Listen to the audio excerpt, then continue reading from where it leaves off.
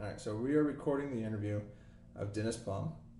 This interview is being conducted by David Morse from the Wright State University's Veteran Voices Project. This interview is being recorded at Wright State University in Dayton, Ohio. It is 3:05 p.m. on September 7th, 2017. All right, Dennis, let's start off with just when and where you were born. I was born in Jerseyville, Illinois. Carrollton, Illinois was where I was born, but I actually lived in a small town about 12 miles from there called Jerseyville, Illinois. Small town in the middle of a cornfield in Illinois, near St. Louis, about 40 miles from St. Louis, I guess. Okay. Lived kind of out in the country part of the time, in the town a little bit, just typical 50s and 60s small town kid, Okay. So. Good. Yeah. And who were your parents? My parents, my mother was Canadian. She was from Edmonton, Illinois. And my father, her name was Ann Hornick, okay? And my father was from Illinois, and his name was Pearl Edward Plumb, And I guess his heritage was always in that location, because we had an old house that he later sold, my dad sold, and it went way back. It didn't have running water, indoor toilet. It had the outhouse kind of stuff. It was kind of way back then, No Yeah. lights. I came out with rural electricity and installed a light, and that was it, So an old pump out in the yard, that's where your water came from. So it's kind of like what I tell people, but nobody believes it nowadays, So. But for a kid, it was kind of neat because we had the woods to romp around in the back and stuff. Yeah. So, and that was in Fielden, Illinois, and that's where I lived for the first few years, my youngest years, I guess, and then after that, I moved to Jerseyville, Okay. and I stayed there till military days, So, yeah. All right. Yeah. What were your parents' occupations? Well, my mother was just a typical housewife of the 50s. I remember her getting her driver's license maybe in the 60s, but I don't remember where. She didn't have a driver's license. And my dad was kind of a machinist. He worked at McDonnell Douglas. I think he participated in the Mercury and the Gemini space programs as a machinist making stuff, Had a bit of a drinking problem, kind of one of those things, Yeah. drinking and smoking, Yeah. Now, did you have any siblings? No, I do not. Oh, I have. Yes, I have. I had 2 brothers and 2 sisters. Okay, I had my younger brother got killed in a car wreck when he was just turned 19.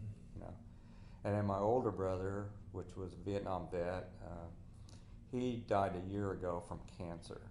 And I still have 2 sisters that live back in the St. Louis area. Okay. And then there's me. So they're keeping me alive. I'm the only brother left. So yeah. So I see. yeah. So and the sisters, one works at a steel mill, and the other one's just a housewife kind of thing. But she's the babysitter anymore. That everybody brings the kids over and takes her. I said, you'd be better off having a job. Yeah. That's So funny. yeah, she used to work for a cable company though. So yeah. So. Okay. Yeah, so just visit her about once a year, sometimes twice a year. Couple nephew and niece, and stuff from them. Her. That's nice. Yeah.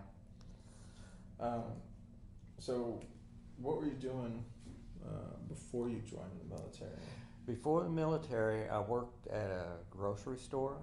Which was it was a good job for back then. If you had a job working in a grocery store, you had a little bit of spending money. Just going to high school, didn't participate in any sports or anything. But I worked at the grocery store, and that kind of helped the family out a little bit because at that time my parents were divorced, and so I kind of helped her out a little bit. I was not an expense for her, so. And allowed me to buy a little Honda motorcycle, which I had to have. Oh, yeah. So. And the grocery store was good. The guy gave me a job. He was like the best thing that ever happened to me, And to this day, when I go back to my hometown And I go back there every year to put flowers on the graves and stuff, you know. I always stop in to see him, still remembers me, you know, so it was a good deal. Worked hard for him, you know, and he still brags about me and my two friends, and we all worked for him good. And he just thought we were the best, you know. Today's employees don't get put out like we did, you know. So he says, yeah, they were good, you know. So one of our friends, he was a police chief. He just recently died, you know, which he received 2 medals of valor, and I don't know what he did, you know, and I didn't even know he'd gotten them until I went to his funeral, you know. Wow. That's the highest award a policeman can get, you know. So, and we grew up all together from early days all the way to military days, you know. Yeah, so I went into service in 1969, and he went in about the same time, you know, but he was in an explosive ordnance disposal in the Army. I figured he'd go to Vietnam for sure, you know. No, went to Germany. Yeah, so Wow. yeah. EOD or whatever. Yeah, EOD. Yeah, doesn't yeah. go to Vietnam. Doesn't go to Vietnam. Yeah. So, but you know, Germany, there was a lot of troops there. You know, a lot of army, especially. You know, so it was a place during the Cold War. You know, so he was needed there. And I guess just recently here I saw where they dug up a 4,000-pound bomb in Hamburg or somewhere. You know, they evacuated city because of that bomb. You know, yeah, just dug it up. Yeah. So there's a lot of stuff going on there in Germany, you know. 1969, I graduated high school and didn't really have anything planned. I knew I didn't want to go to college at that point, but I was thinking some kind of trade school. Computers were new, and I was going to go to a computer school.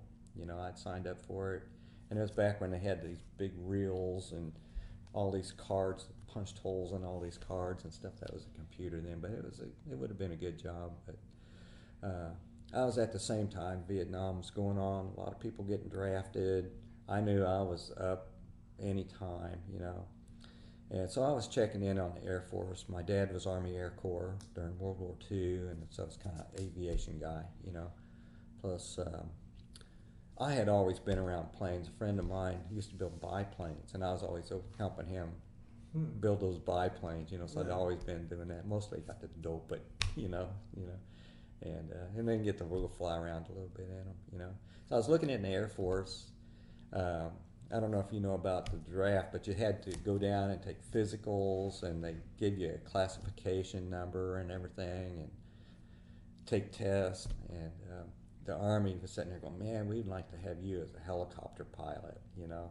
So they were looking at me being a helicopter pilot, and they were trying to get me into time, you know. And I was looking, I don't know, we just lost a friend. He got shot down in a helicopter. He was a door gunner, you know. And my mom was not too happy about that, you know.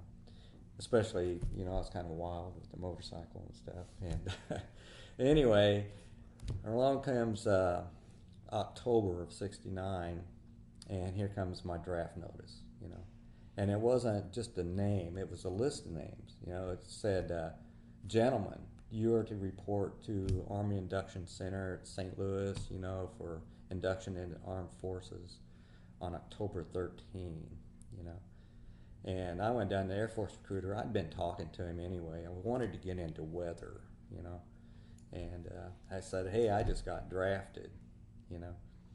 And he says, what? And I said, yeah, I got to go report for October 13th. And I said, hey, I can't get you in. The Army and Navy was full, you know. But he did get me into civil engineers, you know, when I thought that'd be pretty good, drive the big rigs and the heavy equipment and stuff.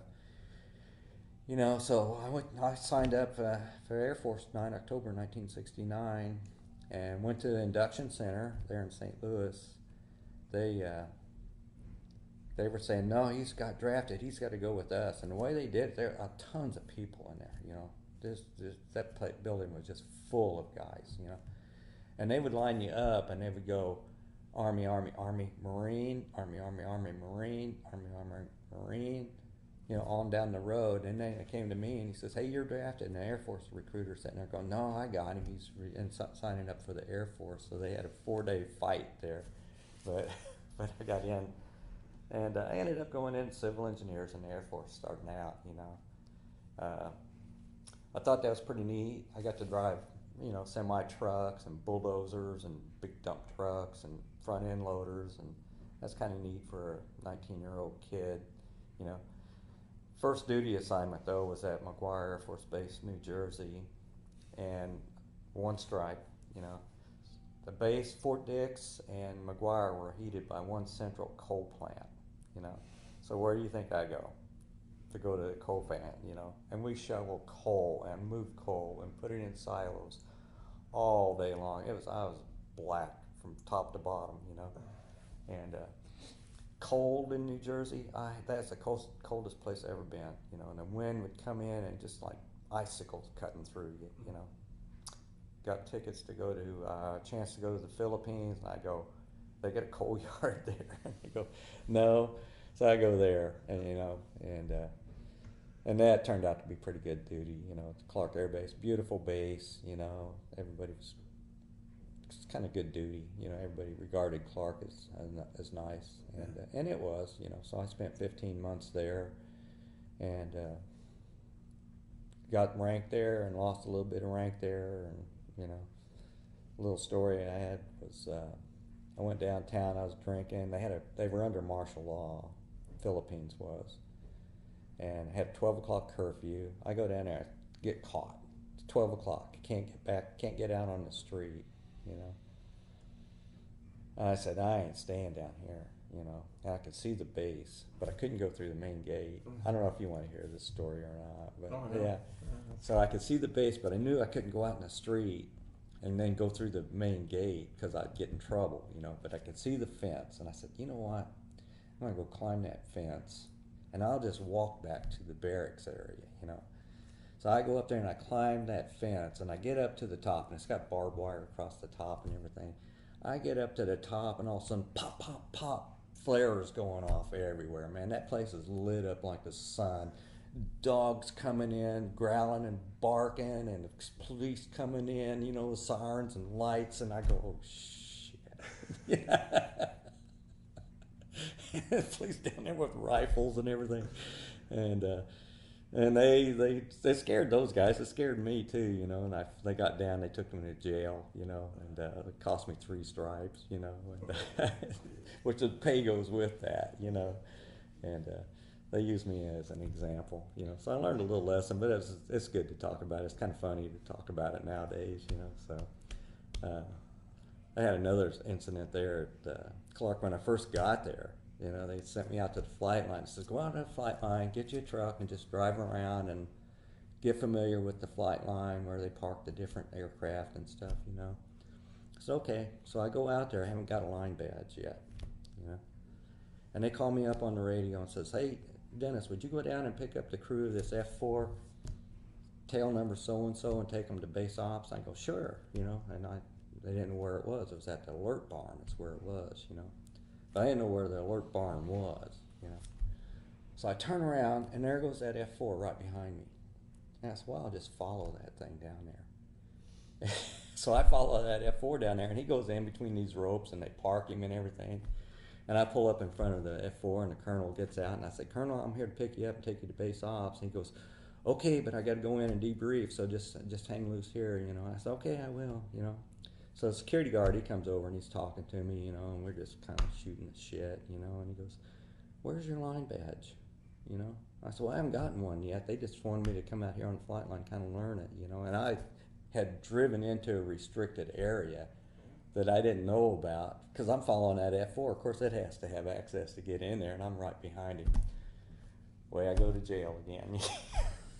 I'm sitting there going, that's enough. That's only 2 things that ever happened to me, you know, the whole time I was in the military, you know, where I kind of got in trouble for it, you know, and they thought it was funny too because I was just a young troop, you know, didn't know, and but at the same time it's scary, you know, and when I'm looking at rifle and I can see bullets in their clips and stuff, it's not funny to me anymore, you know. I'm sitting there going, what can I trust this guy with this rifle, you know? And so it was kind of scary for me, but anyway, I got out, you know.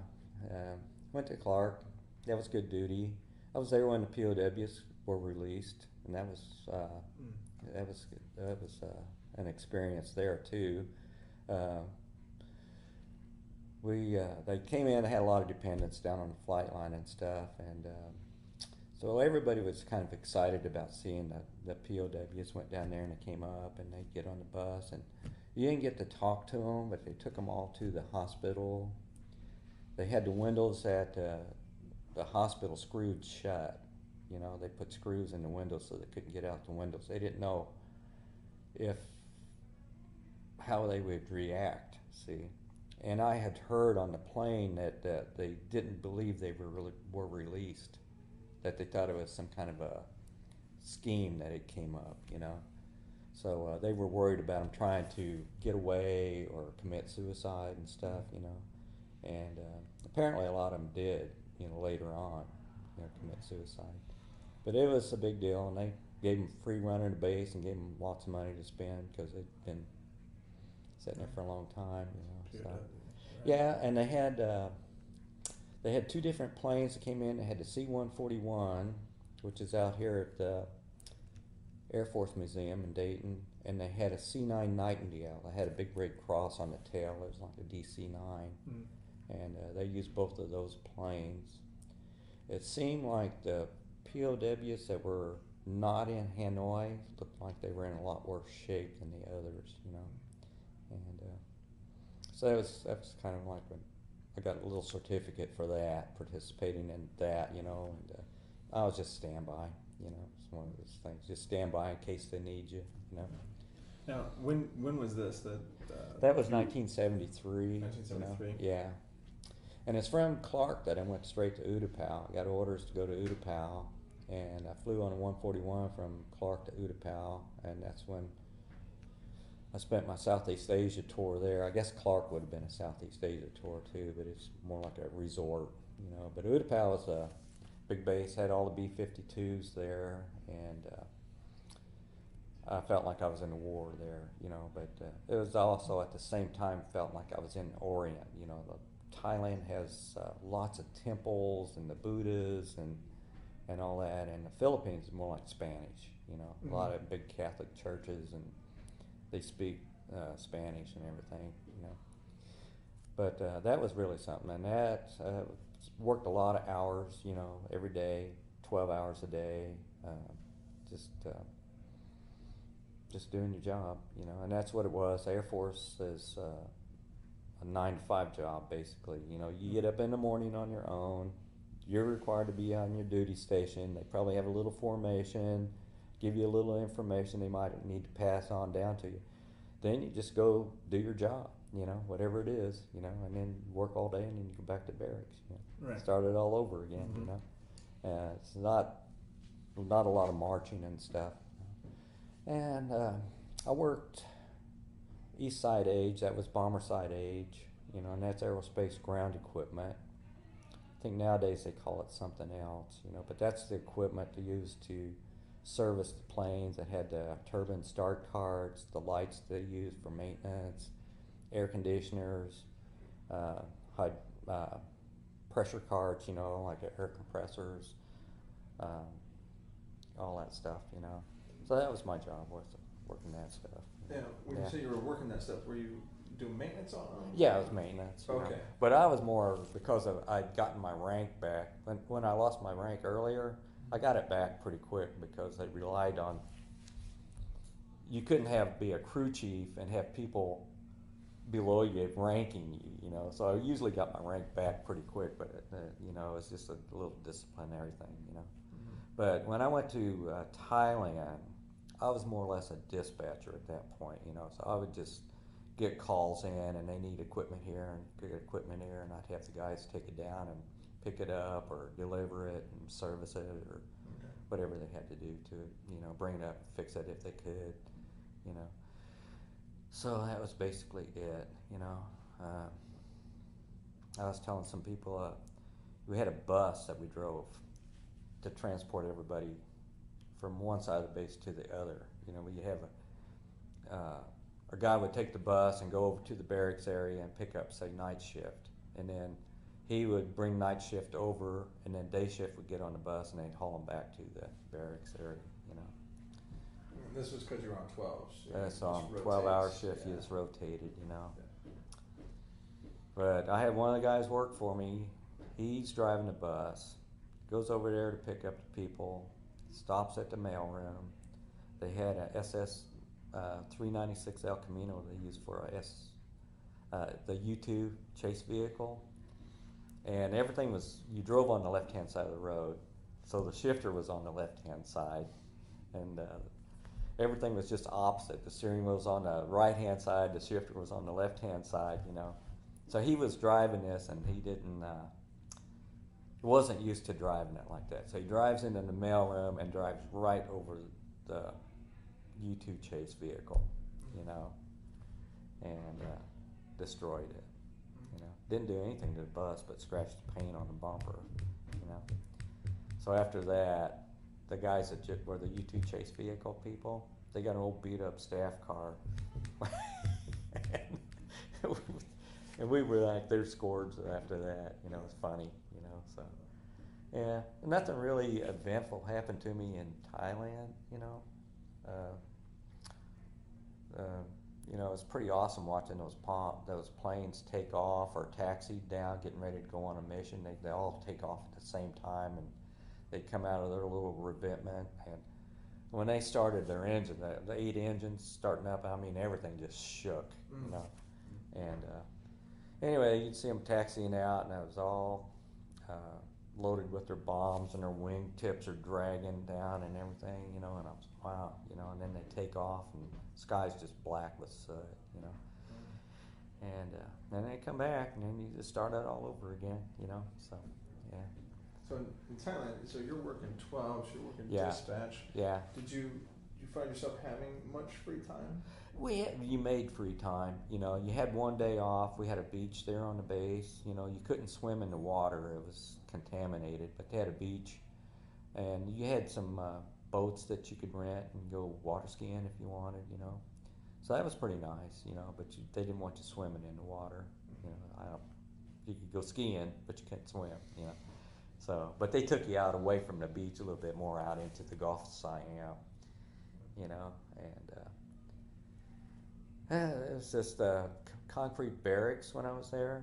They were open bay, you know. There was just a concrete floor, and they had a panel that went down that made a hallway. There was a paneling that went all the way down the bay, and which made a hallway, and then inside you just moved your lockers around and made a cube, and that's where you stayed. You know, it was unair conditioned.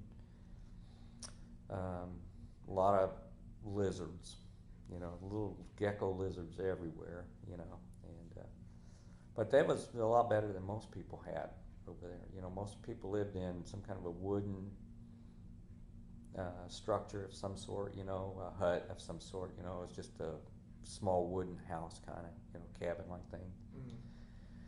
And but yeah, so it was pretty good, you know. How was the food? The food was real good, you know. In fact, when I went in the Air Force, that's the best I'd ever eaten, you know. and the Air Force was actually the best thing that ever happened to me, you know, because I went in, it got me away from home, got me away from the family. I was out on my own, you know, and had a pretty good job. I cross-trained in the jet engines, you know, at Travis Air Force Base, you know. And that's when I left Thailand. I had to go into jet engines, you know. So I worked the TF-39 engine, which was used on the C-5 at that time, as a jet engine mechanic. And big engines, but no parts. They had cut the military budget so bad that there was no parts to put anything back together or fix anything. And you had all these multi-million-dollar airplanes sitting on the ramp that couldn't fly, you know. They had a thing called Health and Recreation, and they would take the maintenance people and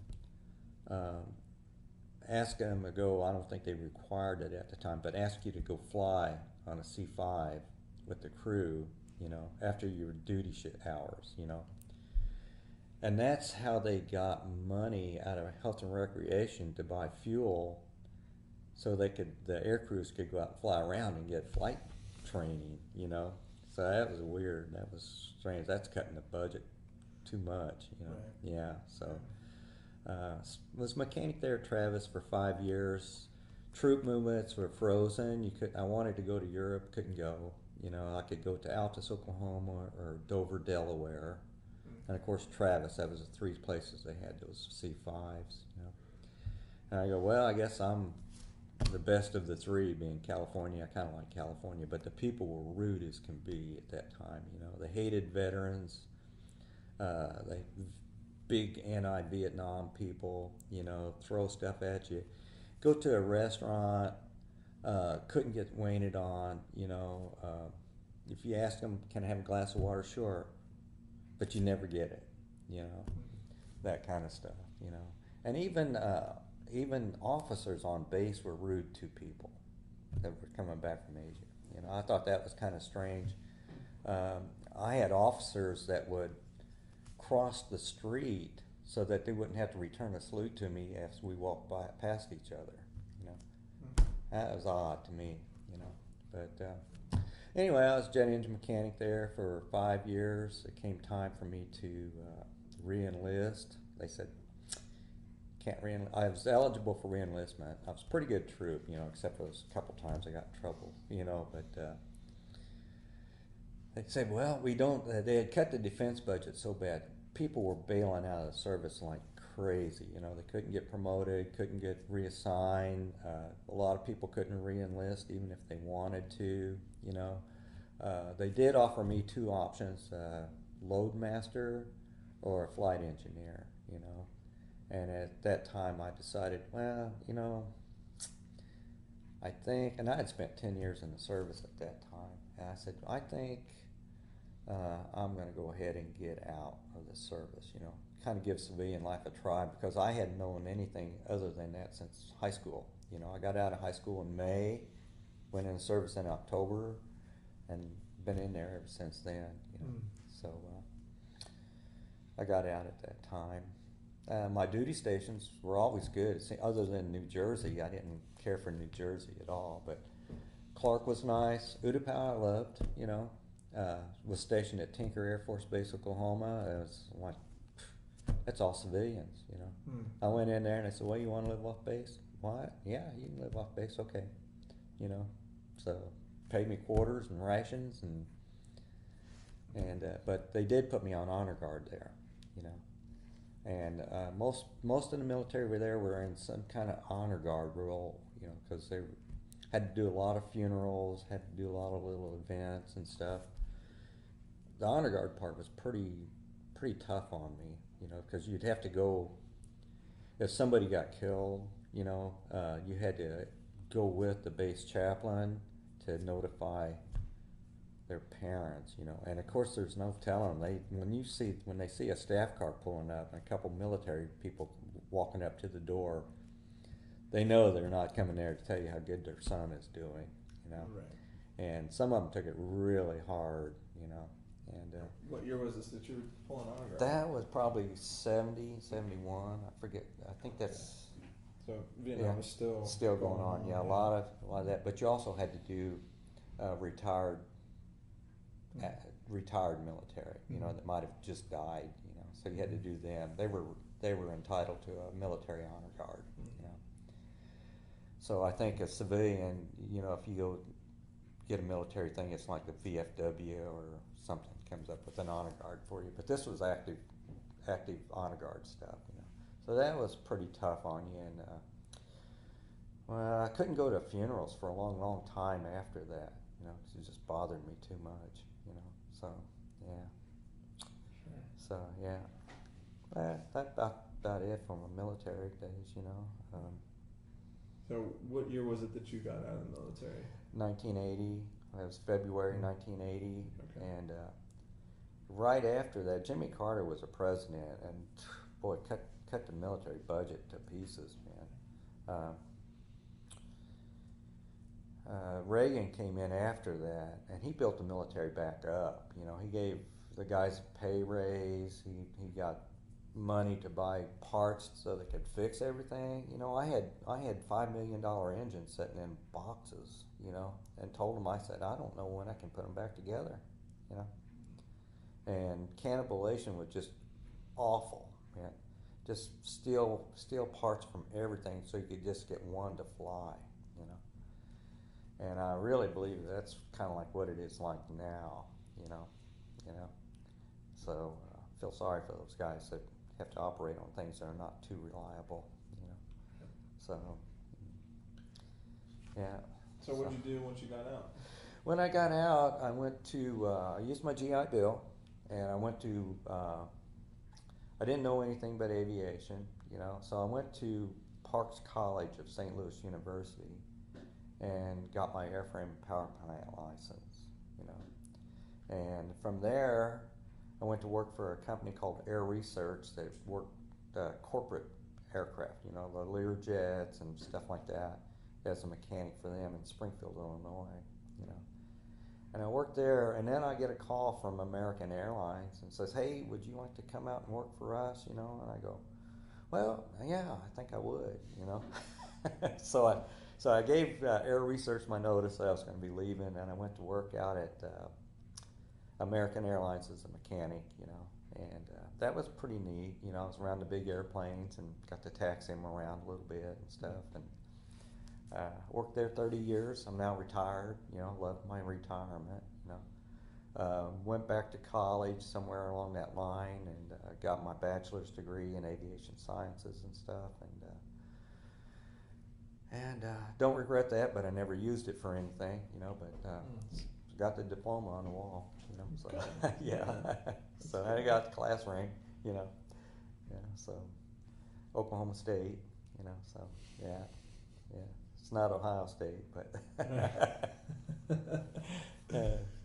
we did beat Oklahoma though one time, you know. Oh, there you go. There you go, yeah. That counts. Yeah. Now, since you kind of, I guess we're kind of coming to the closure of this here a little bit, but how, you know, you've had a very successful career just within the 10 years. Been to several different bases. How did you stay in contact with, or did you stay in contact with fellow vets? I didn't. I have not really stayed in contact with too many people. You know, I had some that I stayed in contact with, and they, during courses of events in their life, have split and gone different directions and stuff, and I've lost track of them. I have two buddies that I do stay in touch with through Christmas cards at Christmas time, you know. And I told them when I got out, I said, hey, I'm not big on staying in touch with people or writing letters and stuff, but what I'll do is you'll get a Christmas card from me. And that way you know where I'm at, you know how I'm doing, and if you need to get a hold of me for something, you've got an address, you know. So I stay in touch with a few of them like that. I did have one really good friend in Thailand, chummed around with all the time, you know, and I contacted him. He didn't remember me. And I said, what? We hung out together every day. We worked together. I can't figure out who you are, you know. And, you know, I was telling him all these nicknames I had and everything and different things that we did, you know. And, yeah, I remember that. I just can't figure out who you are, though, you know. So, but most of the people I haven't stayed in touch with. I say the Air Force is kind of like not like the other branches where maybe Army or Marines you stay as a unit, you know, but the Air Force, you may be working with 12 people, and then one day this guy's got orders to leave, so he leaves, and then another guy and goes somewhere, and maybe another guy gets order and he goes to the other opposite side of the ocean. So you never travel together. You always just travel individually to wherever you're going, you know, and then you meet a whole new group of people, and then same thing goes over and over again, you know. So that's the difference between the branches there, and Air Force is just here and there. You just go where they need you, and so yeah, only a few people I've stayed in touch with, you know. I did accidentally run into one guy one time, and he came up to me and he goes, "Hey, are you Dennis Plumb?" And I go, "Yeah," you know, and his name was Danny Blum, You know, our names were almost identical. You know, we worked together there at Travis. You know, and of all places, I saw him down in L.A. It was a huge city. You know, and to run into him there, I thought that was pretty odd. You know, but he was working at a grocery store or something at that time. You know, yeah. And I don't know what happened to him. It was just that one time we saw him. You know, some of the friends I worked with, they went into the aviation world too. You know. And of course, I stayed in aviation, and now I'm just nothing, you know, just a retiree. Every day Saturday. Every day Saturday, yeah, yeah. So I have to ask what day it is every once in a while, you know. So, yeah, like retirement, you know. Seem to have plenty of money, you know, to do what I want, you know, and health is good, you know. So I broke my foot, so I limp a little bit. You know, I fell off a ladder and broke my foot, so I got a little bit of a limp. But get my checkups every year. I said, hey, you're good to go. You know, you need to lose a little weight. I said, yeah, you didn't have to remind me of that. You know, but yeah. So, not a big drinker. Don't smoke. You know, I used to be a big exercise nut. You know, I'd go jogging every day and go to the gym, and I still do. You know, go swimming a mile, work out with the weights. Can't walk on the treadmill. My foot just doesn't work right to do that. But I do an elliptical trainer for an hour, and pretty good workout, you know. So, and I tell people, I said, man, I feel like I'm 20, you know, and I'm 67, you know. So, that's good. Knock on wood there, you know. Yeah. And see all my other friends. I said, God dang, you look not looking too good, Right. you know.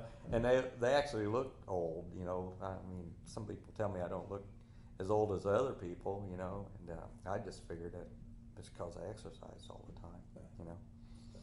Yeah, so. Yeah. Are you part of any veteran organizations? I belong to American Legion, but I never go to any meetings or anything. Just kind of support them, you know. And what else? I should belong to something else, but I don't know what, you know. No, I guess no other organizations that I can think of. You know? Yeah. And you're here at Dayton, Ohio for? Yeah, reunion from Utapao, Thailand. Anybody that served at Utapao during 1965 to 1975, I guess, is welcome to our group. You know, regardless of what your job is, we have pilots, bombardiers, you know, munitions guys, security police, maintenance people, aircraft crew chiefs, you know, traffic controllers, you name it, they're all in our group, you know, sheet metal people, electricians, avionics people, you know, whatever your job was, and there's a lot of different jobs, you know. So, and of course I was jets, you know, and age, you know, some people call it AGE, I just call it age, you know. Yeah, so anyway, that was my military career, and it's the best thing that ever happened to me. Okay. Yeah, Well, yeah. Speaking of that, some final thoughts. Okay. So, based off of your experience in the military, how would you feel that your military career has influenced you or helped you through the rest of your life? My military career set my destination for my whole career and my whole life, you know. I went in, it made me an individual, it helped me through schools, my jobs were all military related basically, you know. I worked that TF-39 engine on the C-5, and then when I went to work for American Airlines, they had the same engine that they used on the DC-10. It was a little bit changed as far as the front end a little bit, you know, but the core engine was exactly identical. I went right in there and they just right to work, you know, they couldn't believe it, you know, there's no OJT there, you know, and then I got to work on a little of the big planes and stuff, you know, and that's kind of neat, you know. But I like to working on the little corporate planes too, the Learjets and stuff. They were fun, you know. And that's the only thing about my retirement. I kind of miss being around the planes a little bit, you know, because I've always been around them, you know. So now I just wax my car a lot, you know. Yeah, so I keep them shined up, you know. Yeah. But the military was it was my life. Even though I wasn't in it, I was directly related to that somehow. You know, my school, GI Bill, getting my MP license, and my college. Uh, it did run out during the college years, and I had to finance it myself. You know, but I did get a little bit out of it. You know. I have the VA that helped me out. I didn't have VA health insurance, but I had United Healthcare, and when I broke my foot, they didn't drop me, but they raised my rates to like $4,000 a month, and I was like, oh my God, I can't afford that, you know. And I had to go to VA. Had excellent help from the VA, getting squared away again, you know. Good. And I, to this day, say I've never. A lot of people complain about the VA. I have no complaints about it. You know, they've just been top notch to me. You know, yeah. Hope I don't need them for anything. You know, but I go in and get my blood checked out and have a little checkup and chat with the doctor and get my flu shot. You know, and don't have to get the swine flu shot anymore. Had that. You know, yeah. So yeah. So, but at the military, I'd say the best I ever ate. Best housing I ever had, you know, in the barracks, you know, because like I said, I grew up kind of like had an outhouse and small homes. After that, you know, it's kind of crowded, and but it was the 50s, 60s, you know, yeah, it was good times, yeah. So, is there a message that you would like to give for any future generations that may be viewing this? Well, I would just say don't be afraid to go into the service, because it's more like just a 9-to-5 job. I mean, the Air Force is. You know, you go in, they train you. You go in there and you just do your job just like you would in a civilian job, and you go home. And the thing about the military is you're on even grounds with everybody. There's no rich kids or poor kids, and everybody's equal pay according to your rank, of course, you know. And you're required to do your job, and I would say I recommend going in. You know, don't shy away from it, because it'd be a life experience that you won't regret. You know, it's my feelings on that. You know, and I don't. You know, I only thing I wish I had stayed in a little bit longer, either in the reserves or something. You know, but I didn't do that either. So yeah, wasted 10 years as far as money-wise on that, you know. Spent 10 years in the service and then got out. That's just like, okay, you don't get nothing for that, you know. Yeah. So, yeah, but. Well, do you feel that there's anything that at this point that we haven't covered? No, you know, like I said, the military trained me a lot of things: the jet engines, the heavy equipment, the ground equipment. Discipline, a little bit of discipline, you know.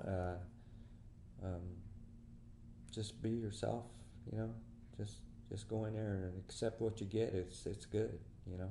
Yeah. So today I look at people and they don't want to go in the military. They think they're all killers and stuff, and that's not the case, you know. And a lot of times you help out, like these hurricanes going on now, they're pulling all the military in there. I would have volunteered to do that. It was just great to go out and help those people, you know. And you can do that in the military, you know. Just Florida governor's activating all the reservists to help out with this upcoming Irma, you know. Yeah. I don't know what all's down in Texas right now, but they got a mess there, and the military's helping out, you know. Yeah. So. The thing about today's military, though, is you get a lot more deployed, a lot more, you know, because these the Iraq War, Syria, it's been going on for a long time, you know.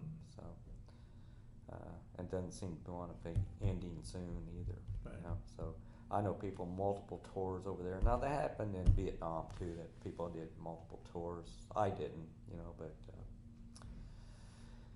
I got to do a little bit of traveling, you know. Met some good people. We were talking about friends earlier. The best friends I ever had were in the military, you know, and still are if I just get in touch with them, you know. So, and these guys here at the Utapau group, you know, I haven't met anybody I knew over in Utapau. But you only work with your group, you know. You're supposed to be doing your job. You're not out socializing with everybody else, you know. So you might only meet 20 or 30 people that you know of, you know. And but I haven't met anybody since I got out of service. I haven't seen anybody except for that one guy. And stayed in touch with a few, and it's just a Christmas card, you know. So that's enough, you know. Yeah. So, and that's about it, you know. What can I say? Had a good time. I don't regret my service time at all, you know. So, and I would do it over again, you know, heartbeat, yeah. Okay. Yeah. So, I guess that's it, you know. All right, Dennis. Okay, This that's our my interview. life story, Yeah. you know. Okay. Well, Yeah. thank you, sir, for your Yeah, service thank you. and for your story. Yeah.